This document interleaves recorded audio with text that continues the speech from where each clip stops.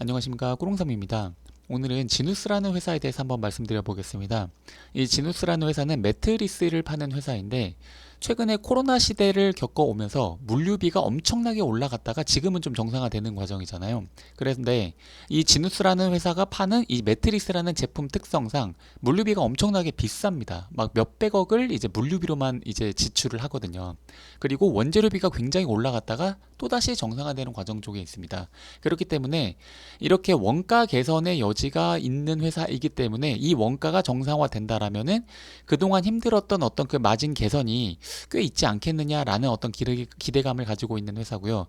또 하나가 지금 매트리스 회사들이 글로벌리 매트리스 회사들이 굉장히 힘든 상황입니다. 그래서 경쟁사들이 되게 망하고 있거든요. 그래서 경쟁사들이 망하면서 시장 개편이 새롭게 되면서 지누스가 점유율을 더 올릴 수 있는 거 아니냐, 이러한 기대감을 받고 있는 회사라고 생각을 하시면 될 것 같습니다. 결론적으로 말씀을 드리면은 1분기는 좀 슬로우 할 것 같습니다. 슬로우 했죠. 이미 그 실적은 나왔고요. 실적이 2290억이 매출로 찍혔고, 그리고 영업이익이 83억이가 찍힌 걸로 기억을 합니다. 그러니까 아래에서 보시면은 아이고, 분기 실적이 안 나오는데 그렇게 좀 잘 나온 편은 아닙니다. 많이 꺾였습니다. 미국 바이어들, 이제 월마트나 아마존 같은 이제 회사들이 좀 과잉 재고가 있다고 하더라고요. 그래서 이 과잉 재고가 해소되는 시점이 2분기부터라고 이제 주장을 하고 있는데, 실제로 2분기부터 저 과잉 재고가 해소가 되면서 매출이 올라왔는지를 반드시 확인을 하셔야 될 것 같습니다. 거기에다가 플러스 회사에서 주장을 하는 게 마진율 개선도, 그러니까 앞서 말씀드린 대로 원재료와 운송비로 인해 가지고 마진율 개선도 이제 본격적으로 온기 반영되는 것은 2분기라고 말씀을 하시거든요. 그래서 마진율 개선과 매출액 증가가 실제로 2분기에서부터 발생을 하는지를 면밀하게 좀 체크를 하셔야 될 것 같습니다. 그런데 이런 부분이 있어요. 운임 같은 경우에는 이제 분명히 SCFI 같은 경우에는 확실히 낮아졌거든요. 거의 천불대로 낮아진 것 같은데, 천불 아래로 낮아진 것 같은데, 아래에서 조금 설명을 드리겠지만, 이 지누스가 매출을 인식하는 방법이 DO 매출과 DI 매출 두 가지 방식으로다가 매출을 하거든요. 이게 뭔지는 아래에서 제가 조금 더 면밀하게 설명을 해드리겠습니다. 그런데 이 DO 매출을 DI 매출로 좀 많이 이미 돌려놨기 때문에 운임 상승 비용을 지금 고스란히 운임 상승 비용을 조금 그 고객사한테 전가를 해놓은 상태라고 해요. 그러니까 이 운임으로 인해서, 운임 하락으로 인해서 좀 원가 개선의 여지가 조금은 슬로우 할 수도 있다라고 말씀을 하시는 것 같습니다. 그래서 이런 부분도 아래서 설명을 드릴 거고요. 그래서 23년에 이 운임 하락으로 인한 효과가 그렇게 드라마틱하지는 않을 수도 있다라는 얘기를 하고 계십니다. 그리고 2020년에서 22년 사이에 이제 그 미국 조지아랑 인도네시아에 공장 증설을 했거든요. 이로 인해서 이제 고정비가 상승을 해가지고 운임 원재료 원가 하락으로 인해서 원가 마진 개선이 있다라고 하더라도 2015년, 19년처럼 15% 수준의 OPM이 지금 매출 수준에서는 나오기 힘든 상황인 것 같더라고요. 그래서 매출이 올라와 줘야지 좀 영업 레버리지 효과로 15% 복귀가 가능할 겁니다. 결론적으로 말씀을 드리면은 지금 운임이나 원재료 원가 하락만으로 이전처럼 15% 수준의 영업이익률이 나오기는 고정비가 어느 정도 상승을 했습니다. 이 증설 효과로요. 그래서 이 증설로 인해서 매출이 어느 정도 증가를 좀 해줘야지 이전처럼 OPM이 좀 더블 디짓 이상으로 갈 것 같은데, 이 부분도 조금 미지수이고요. 그 다음에 아래에서도 설명드리겠지만 관세 효과로 올해는 한 1% 수준의 어떤 OPM 개선 효과는 있을 수 있을 것 같습니다. 그리고 미국의 신규 판로를 개척 중이고요. 하반기에는 이제 이거는 거의 확정적이라고 해요. 500억 정도의 추가 매출은 이제 확정적이라고 하고, 이게 이제 내년에 풀로 반영된다라고 합니다. 그러니까 내년에 상반기, 하반기 500억 해서 한 1000억 정도의 매출 증대는 좀 있을 수 있다라는 얘기고요. 올해 하반기부터 이제 500억 매출은 추가 좀 될 수 있다라는 것이고요. 지금 중국의 저가 공세가 있고요. 거기다가 이거는 이제 그 호재는 아니죠. 이거는 악재인 거고, 경쟁사들의 도산이 있는데 이거는 이제 뭐 안타깝지만 호재인 거죠. 그래서 중국의 저가 공세와 경쟁사들의 도산, 이 두 개가 믹싱 됐을 때에 이 지누스가 어느 정도의 원가 개선, 매출 증대가 있을 수 있는지를 잘 한번 보셔야 될 것 같습니다. 네, 그럼 지금부터 한번 시작을 해보도록 하겠습니다. 일단 지누스의 주가는 꽤 쩔어 있는 상태입니다. 지금 제가 여기를 지금 1년 차트인데 거의 한 10만 원대까지 갔다가 지금 거의 3분의 1 토막 난 걸로 저는 기억하거든요. 매출을 보시면은 꾸준히 증가를 하다가 이제 그 2021년부터 조금 플랫하기 시작하다가 좀 많이 꺾였죠. 네, 23년 1Q에 많이 좀 꺾였습니다. 지금 컨퍼런스 콜에서 말씀을 하시는 것은 22년 4분기에 이어서 23년 1분기에도 좀 미국 내 수요 감소가 있었다라고 합니다. 지금 미국 내 수요를 구체적으로 말씀하시는 이유가 미국이 가장 매출이 큽니다. 매출 포션이 미국이 가장 크거든요. 이게 23년 4월부터 좀 어느 정도 개선이 되고 있기는 한데 작년 그리고 올해 상반기 이렇게 해가지고 우리의 바이어들이 좀 수요 예측을 잘 못했다고 해요. 그 수요 예측을 잘 못한 이유가 미국에서 코로나 지원금으로 인해 가지고 매트리스에 대한 수요가 꽤 컸었는데 이러한 추이가 계속 이어질 거라고 생각을 해가지고 재고를 좀 과하게 쌓았나 봅니다. 그래서 22년 상반기부터 해가지고 재고를 좀 과하게 좀 가져갔고 그것 때문에 우리 바이어들이 꽤 고생을 하고 있어가지고 이러한 불확실성 때문에 지금은 조금 수요가 개선이 되고 있기는 하지만 예전처럼 공격적으로 재고를 쌓지는 않고 조금 이제 그 보수적으로 재고를 쌓고 있는 움직임 때문에 아직은 1분기까지는 23년 1Q까지는 좀 슬로우할 것 같다라는 얘기를 하고 있습니다. 그래서 체감적으로 우리가 지금 수요는 바닥 찍고 올라오는 여지가 있기는 하지만 바이어들의 재고 운영 방식이 조금 보수적으로 바뀐 것 때문에 좀 1Q까지는 슬로우할 것 같다라고 말씀을 하고 계시거든요. 그리고 이거 위에서도 잠깐 말씀드린 건데 이 DI 매출 같은 경우에는 고객사가 직접 운송비라던가 재고비 같은 거를 고객사가 직접 지는 겁니다. 그러니까 우리는 물건 생산만 하면 돼요. 고객이 직접 와가지고 자기네 나라로 가져가고 자기가 보관합니다. 그리고 실제로 매출이 발생할 때 지네들이 알아서 이제 판매하는 겁니다. 그러니까 DI 매출 같은 경우에는 조금 바이어들한테 좀 싸게 팔겠죠. 그리고 DO 매출은 이거는 이제 우리가 일반적으로 아는 이제 매출 인식 방법입니다. 고객들에게 우리가 운송해주고 고객 위치에다가 재고로 보관을 한 창고에다가 보관을 한 다음에 실제로 고객에게 납품을 하는 순간 이제 매출 인식을 하는 방식입니다. 그러니까 DI는 좀 싸게 팔겠죠. 매출액 자체는 조금 낮겠죠. 그리고 DO 매출은 이제 그 매출액은 조금 더 크겠죠. 그런데 원가 기준에서 말씀을 드리면은 이 DI 같은 경우에는 원가는 조금 더 저렴하겠죠. 그런데 DO 매출 같은 경우에는 이제 그 원가 부담이 조금 더 있겠죠. 아무래도 운송비라던가 이제 그 재고비 같은 것들이 드니까 그래가지고 지금 얘가 이 지누스에서 지금 말씀하고 계신 것들이 어떤 거냐면은 우리가 운송비가 워낙에 비싸진 것이 있어가지고 이제 그 DO 방식으로 많이 팔지 않고 DI 매출로 좀 많이 돌려놨어. 그래가지고 우리가 운송비 부담이 작년에 그렇게 막 니네가 생각하는 것처럼 그렇게 크지는 않았어라고 말씀하시는 겁니다.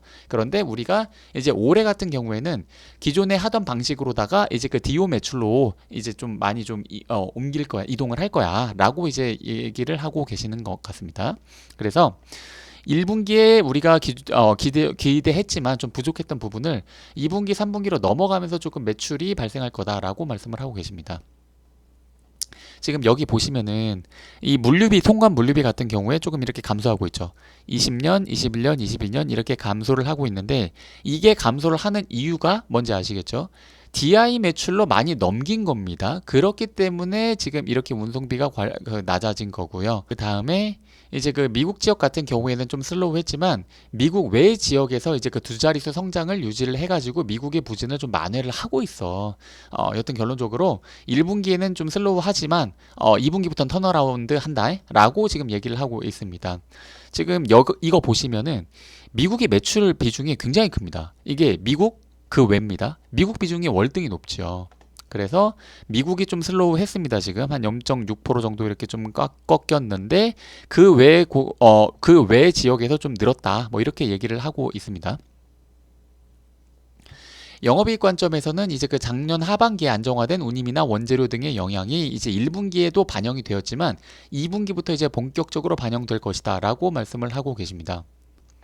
이제 그 중장기 관점으로 보자면은 이제 그 2, 3년 동안 이제 그 침체 영향으로 경쟁사들이 계속 적자를 내가지고 역성장하면서 부도가 나거나 자금이 부족해가지고 이제 공급업체에 대금 지급을 못해가지고 공장 가동이 멈추는 사례들이 발생을 했습니다. 이러한 기사도 지금 나왔거든요. 지금 이거 우리가 잘 아는 시몬스 침대에 대한 얘기인데 실제적으로 이렇게 경쟁사들이 망하는 케이스가 있다라고 해요. 그런데 경쟁사들이 망하면서 그 경쟁사들의 줄어드는 포션이 실제로 지누스가 이제 수혜를 보고 있는 거는 조금 생각을 해봐야 될 것 같습니다. 왜 그러냐 하면은 이제 새롭게 출범하는 회사들이, 그러니까 이게 지누스의 얘기로는 중국 회사들이 우회 수출하는 양이라고 하시더라고요. 그래서 여튼 정리하자면은 이겁니다. 경쟁사들이 망하는 부분이 분명히 있습니다. 그런데 경쟁사들이 망하는 부분이 고스란히 지누스의 수혜로 이어지는 건지는 조금 애매하다. 그리고 거기에는 중국의 굉장한 저가 공세가 있었다라고 정리를 하시면 될 것 같습니다.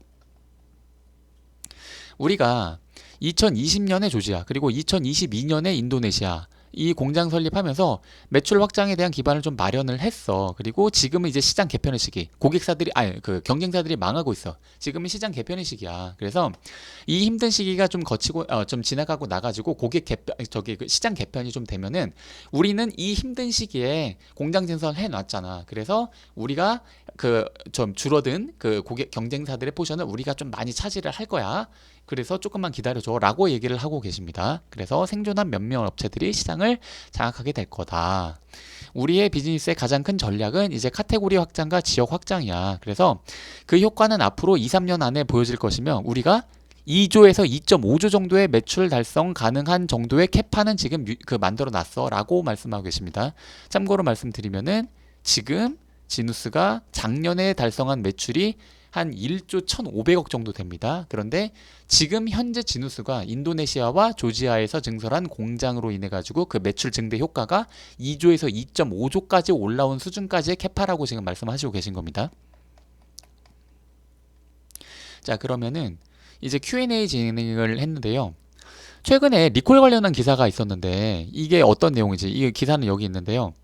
뭐 미국에서 판매된 프라임 자발적 리콜 실행했는데 지금 이거는 그렇게 크리티컬한 거는 아닌 것 같아요. 이거는 뭐냐 하면은 이제 그 스마트 베이스 프레임 일부 제품들에 대해서 우리가 자발적으로 리콜 진행을 했는데 이거를 제품 전체를 반품 처리하는 것은 아니고 이제 그 일부 브라켓 보강 브라켓을 이제 그 혹시나 이제 고객에서 우리 쪽에다가 직접적으로다가 연락을 해가지고 야 우리 이거 좀 보강 브라켓 좀 보내주세요라고 전화 연락을 하면은 우리가 브라켓을 보내주는 이제 형식으로다가 리콜 진행한다라고 합니다. 근데 일단은 리콜 응답률 자체가 되게 적고 이제 충분한 브라켓을 이미 확보해 놓은 것이어가지고 뭐 재무적이나 뭐 이미지 타격적으로는 좀 제한적일 거야라고 말씀을 하고 계십니다. 그리고 이 부분은 제가 몰랐었는데 저번 컨코를 못 들어가지고 이런 얘기가 있었나 봐요. 저번 실적 발표 때 경쟁사들이 도산을 하면서 현금화하는 과정에서 우리도 마케팅비를 맞춰서 많이 쓸 수밖에 없었다라고 말씀하셨는데 지금 그런 상황이 얼마나 개선되었는지. 그러니까 작년에 마케팅비 엄청 많이 썼거든요, 지누스에서. 그런데 마케팅비를 사용할 수밖에 없었던 이유가 경쟁사들이 도산을 하면서, 그러니까 이거는 이제 제 생각입니다. 경쟁사들이 도산하면서 자기 회사들이 안고 있는 재고가 있었을 텐데 그 재고를 어쨌든 빨리빨리 현금화를 해가지고 청산을 해야 되잖아요. 그래서 그 재고를 빨리빨리 현금화하기 위해서 되게 싸게 파는 물건들이 나오는데 그 물건들과 경쟁을 하기 위해서 우리도 약간 우리도 약간 마케팅비에서 출혈 경쟁을 좀 할 수밖에 없었다. 그래서 마케팅비를 좀 세게 쓸 수밖에 없었다.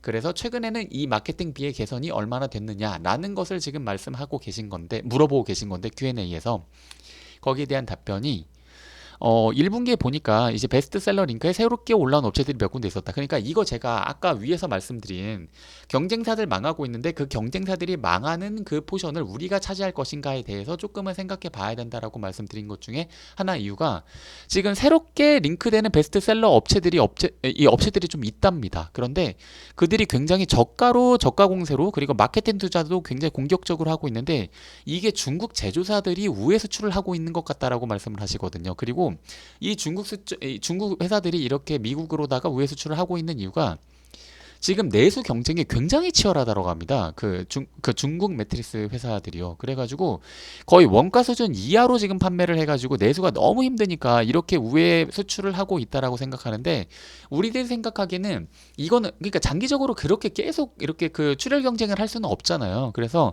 이거는 곧 멈춰질 거라고 생각해. 그리고 뭐 품질 따지지 않고 오로지 저가로만 사는 소비자들도 당연히 있지만 이제 가성비나 품질 보면은 우리 제품을 사는 분들도 많아. 우리는 그렇게 큰 타격은 없을 것 같다라고 보고 있어. 그리고 이거는 이제 저도 처음으로 봤는데 이제 작년에 처음으로 아마존에서 공식적으로 이제 시장 점유율을 이제 공유를 해줬다네요. 그런데 거의 한 30% 정도가 이거 굉장히 높은 거거든요.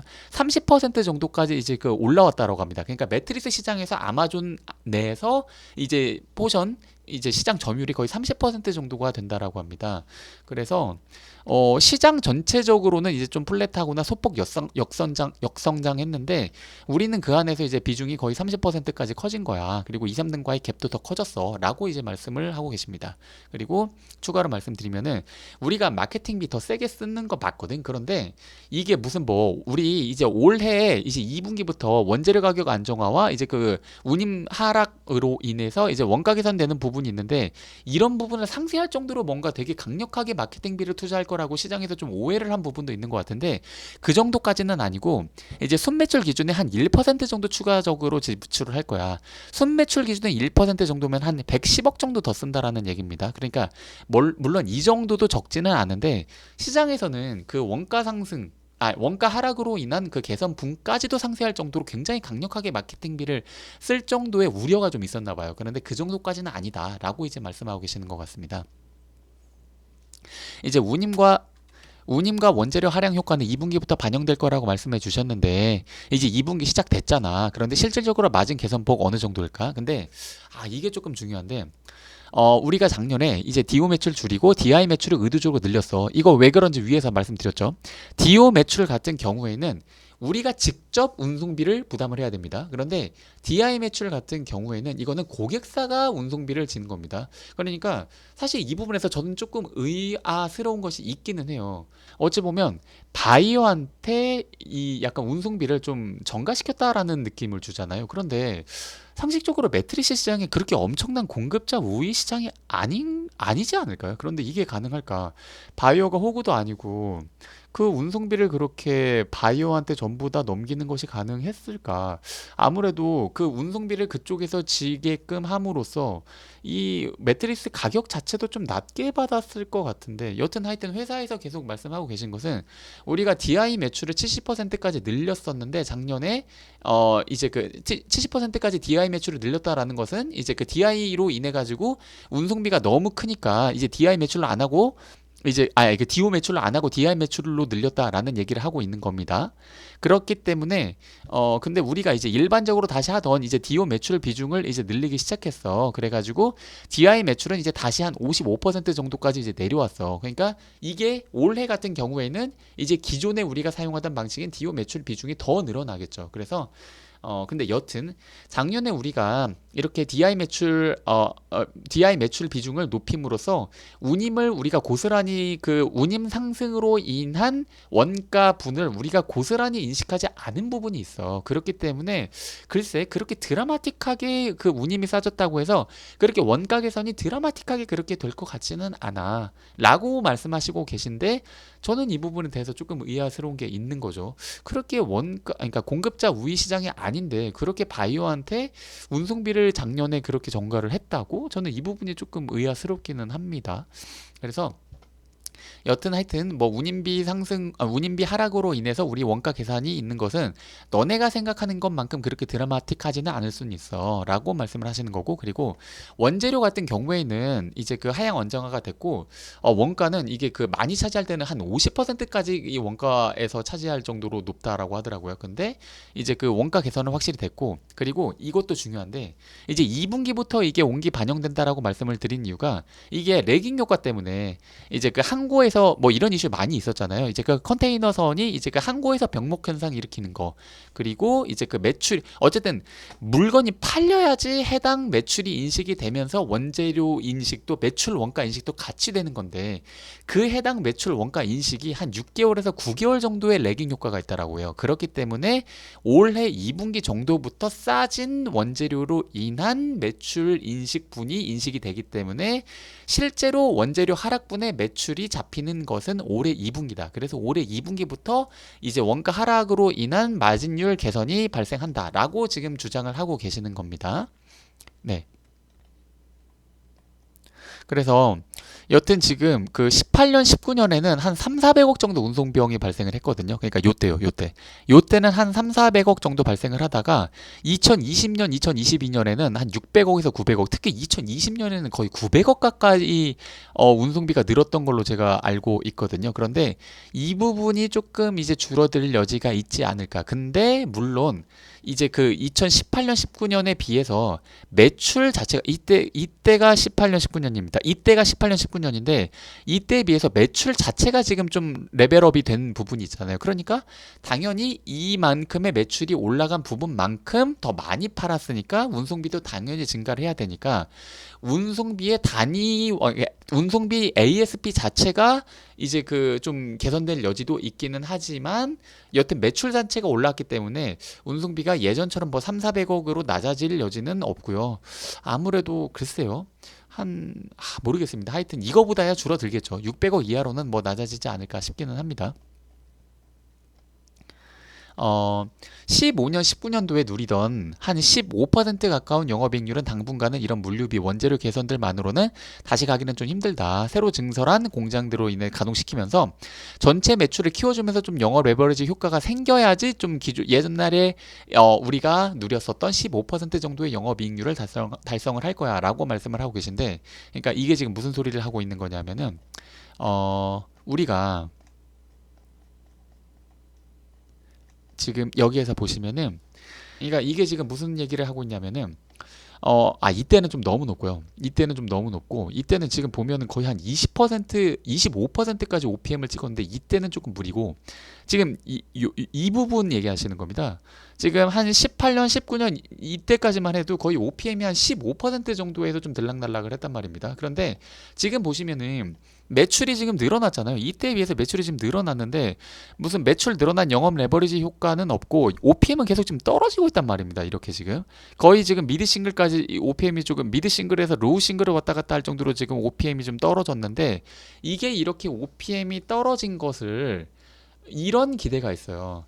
원가 개선, 그러니까 운임비 하락과 원재료 개선으로 인해서 이 운임비 하락이 발생을 하면은 매출액은 올라가거나 유지되는데 OPM 상승으로서 이전 수익률을 찾을 수 있을 것이지 않을까라는 기대감을 가지고 계신 분들이 있는데, 이건 아니라는 거죠. 왜 그러냐면은 2020년 그리고 2020년에 각각 조지아 공장이랑 인도네시아 공장이 지금 지어졌거든요. 그러니까 공장이 지어졌다라는 것은 이제 고정비가 증가됐다라는 것이고, 그에 상응하는 이제 그 감가상각비가 늘어났을 거란 말입니다. 거기가 이제 돌아가고 있으니까.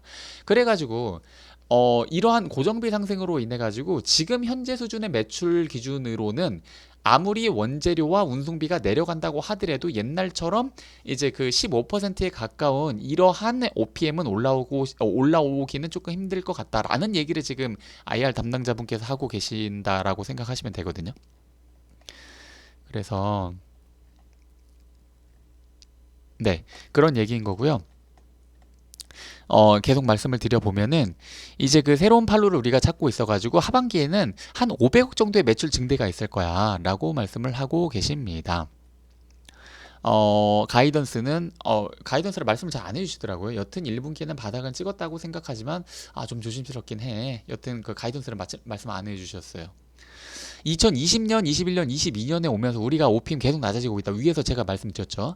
여러 제품 믹스나 지역별 확장 이런 것들이 개선된다. 이런 걸로 인해서 마진율이 좀 개선된다라고 하면은, 그리고 정상화된다. 그러니까 이런 거예요. 그냥 원가도 정상 수준, 운임 정상 수준, 그리고 제품 믹스라던가 지역별 확장 이런 것들이 좀 안정화가 딱 됐다라고 했을 때 우리가 기본적으로 지금 현재 체력에서 우리가 발생시킬 수 있는 마진의 수준이 어느 정도야? 라고 지금 물어보고 계신데, 우리가 세팅하는 것은 마진은 15% 이상이기는 해. 그런데 우리가 이거를 출시하면서 바이어들을 통해 가지고 여러 할인이 들어간다거나 하여튼 이런저런 이유로 이제 마진이 줄어드는 어떤 상황이 생기더라고. 그래가지고 이렇게 좀 그 미드 싱글, 로우 싱글로 지금 OPM이 잡히고 있는데, 우리가 지금 인도네시아에서 미국으로 수출하는 이 매트릭스에 대해서 원가의 한 3%에서 6%에 가까운 원가 그 관세가 부과됐던 부분이 있는데, 이 부분이 조금 이제 그 개선될 여지가 있다라고 합니다. 그래서 22년 4분기 기준으로 한 110억 정도의 이 그동안 우리가 부과됐었던 관세 환급 비용이 있는데, 이 환급 수익이 이제 그 아마 올해 정도에는 좀 잡히지 않을까. 그리고 이 원가 기준으로 한 3%에서 6%의 원가 개선이 나타나게 되면은 전체 OPM 기준으로는 한 1% 정도는 마진 개선이 있을 수 있다. 이게 워낙에 이제 그 매출 볼륨이 크고, 그리고 지금은 이제 미드 싱글, 로우 싱글에서 왔다 갔다 하고 있는 상황이기 때문에 마진 개선 1%면은 이거 꽤 큰 거긴 하거든요. 마진 개선 1%면은 OPM에서, 그러니까 영업이익에서 거의 110억이 넘는 수준이 이제 개선이 되는 겁니다. 하여튼 그래서 이 정도의 개선이 있을 것 같아. 그리고 뭐 인도네시아 관세 부분도 이제 뭐 국제무역재판소에다가 뭐 지금 얘기하고 있는 것이 있나 봐요. 그래서 뭐 1% 정도 뭐 기여를 할 만한 부분이 있어라고 말씀을 하고 계십니다. 아까 니네 위에서 뭐 새로운 팔로, 미국에서 새로운 팔로 개척함으로써 하반기에 500억 정도 매출 상승이 있을 수 있다라고 말씀해 주셨는데, 이거 조금 구체적으로 말씀해 주실 수 있나요? 라고 하셨더니, 지금 우리가 OEM으로 지금 프라이빗 브랜드로 지금 제품이 나가고 있는데, 큰 가구 회사 몇 개에서 이제 제품이 납품이 될 것 같다라고 합니다. 이게 그 저기 매트리스 펌이라는 이제 그 유통회사, 리테일 유통회사에서 이게 한 2,000개 정도 되는 이제 그 저기 뭐야 그 매장을 가진 유통사인데, 이쪽에서 이제 프라이빗 브랜드로 이제 그 납품을 하는 부분이 이게 지금 확정이 됐다라고 합니다. 그리고 뭐 샘스클럽이나 이제 코스트코 이러한 큰 유통 채널에 우리가 납품을 한다라고 합니다. 그러니까 우리 이게 저기 뭐야 그 프라이빗 브랜드가 아니라는 얘기가 무슨 소리냐면은 지누스 브랜드로 나간다는 것이 아닌 거죠. 네, 그래서 이렇게 큰 유통사들을 통해 가지고 우리 제품이 지금 나가는 것이 일부 확정된 부분이 있어가지고 지금 우리가 보수적으로 확정된 부분만 봤을 때 하반기에 한 500억 정도의 매출은 좀 나오지 않을까라고 조심스럽게 예상을 한다라는 얘기를 지금 하고 있는 겁니다. 예. 그래서 뭐 이거 각 채널당, 그러니까 뭐 지금 뭐 샘스클럽이나 뭐 코스트코나 이렇게 매트리스 펌이나 이런 거 지금 브레이크다운 해달라는 건데, 그거는 이제 조금 힘들 거는 같고, 여튼 뭉뚱그려 가지고 하반기에 놓고 봤을 때는 500억 정도야.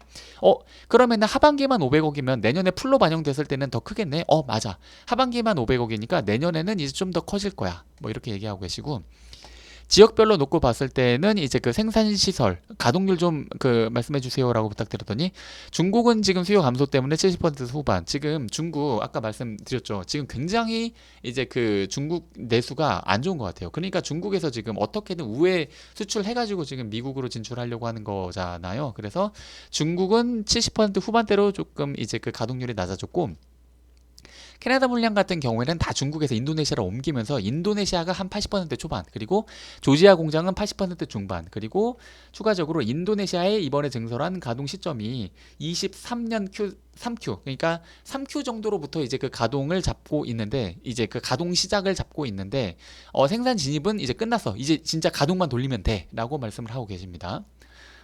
네, 그래서 정리를 해보면은 결론적으로 여튼 1분기에는 좀 슬로우 할 것 같아. 미국의 고객사들, 미국의 이제 그 바이어들이 좀 과잉 재고가 있어가지고 이런 부분들이 해소가 계속 되고 있는 과정이고, 1분기도 그런 과잉 재고가 해소가 되는 과정이고, 2분기부터 이런 것들이 조금 해소가 되면서 매출 증대가 나타날 것 같아. 그리고 마진율 개선도 아까 말씀드렸다시피 원재료 개선들, 운임비 상승이라든가 원재료 하락으로 인한 이러한 마진율 개선도 2분기부터 본격적으로 시작이다. 그런데 여러분들이 아까 보셨다시피 좀 매출액이 좀 증가를 해야 될 것 같아요. 그러니까 마진 개선으로 인해 가지고, 물론 마진 개선으로 인해서 이제 그것도 호재죠. 그런데 지금 조금 우려되는 부분이 매출액이 너무 꺾였거든요. 그러니까 매출액이 너무 꺾였다라는 것이 이제 미국 바이어들이 뭐 과잉 재고가 있다라고 하니까 뭐 그렇다긴 한데, 이게 매트리스 시장이 너무 성숙산업이거든요. 이게 성숙산업이고, 글쎄요, 미국에서 뭔가 성장성이 보이지가 않으면은 사실 멀티플을 높게 줄 수가 없잖아요. 이게 마진이 아무리 개선이 된다고 하더라도. 그래서 매출 증대와 이제 그 새롭게 판로를 어쨌든 개척을 하고 계시다고 하니까, 이런 걸로 인해 가지고 경쟁사들이 망하고 있는 상황에서 그 경쟁사들이 망하는 그 점유율을 실제로 지누스가 가지고 있는지를, 이거를 좀 봐야 될 것 같아요. 그래서 해석해보면은 2분기부터는 이제 운입 하락 및 이제 원자료 하락으로 인한